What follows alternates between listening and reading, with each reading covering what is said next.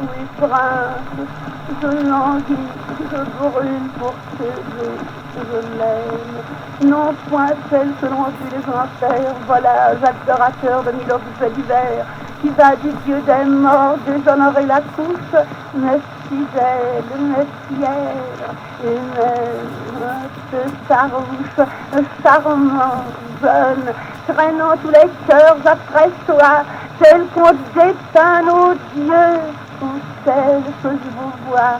Il avait votre port, vos yeux, votre langage, cette noble pudeur colorait son visage lorsque de notre grec il traversa les flots, diffusait des œufs, des figues de minos.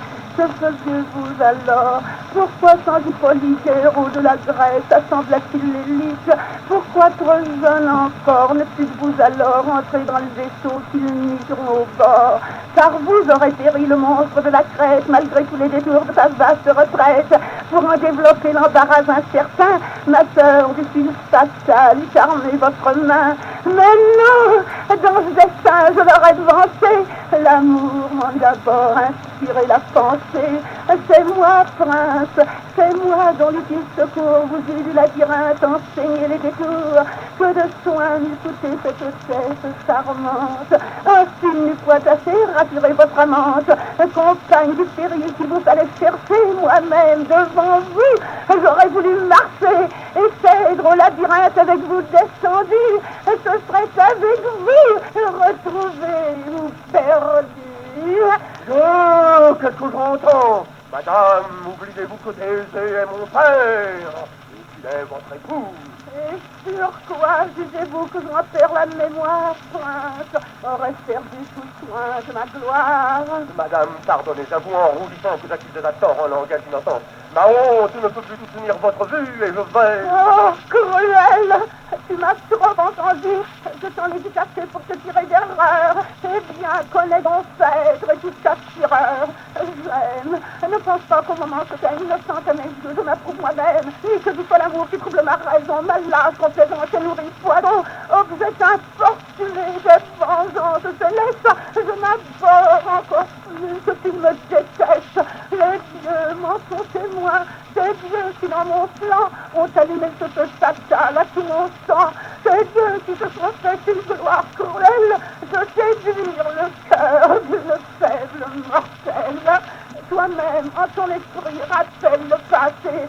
C'est peu de savoir si cruel je t'ai chassé. Je voulus te paraître odieuse, inhumaine, pour mieux te résister. J'ai recherché ta haine.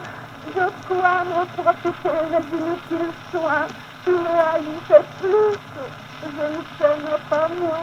Tes malheurs se prêtent un fort de nouveaux charmes. J'ai lenti, j'ai séché dans les feux, dans les larmes. Il suffit de tes yeux pour t'en persuader. Si tes yeux un moment pouvaient me garder. Oh, que dis-je? Cet aveu que je viens de se faire, cette aversion, c'est le parti volontaire. Tremblante pour un fils de jour de trahir, je te venais prier de le point à lire.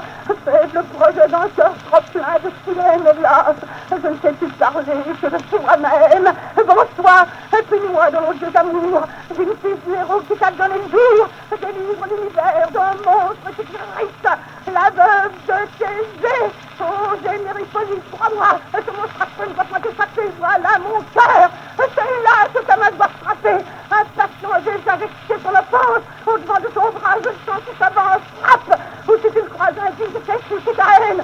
Mon Dieu, supplie si doux, ou si dans ton trop vil, ta main très trempée. Un défaut de ton bras, prête-moi ton épée.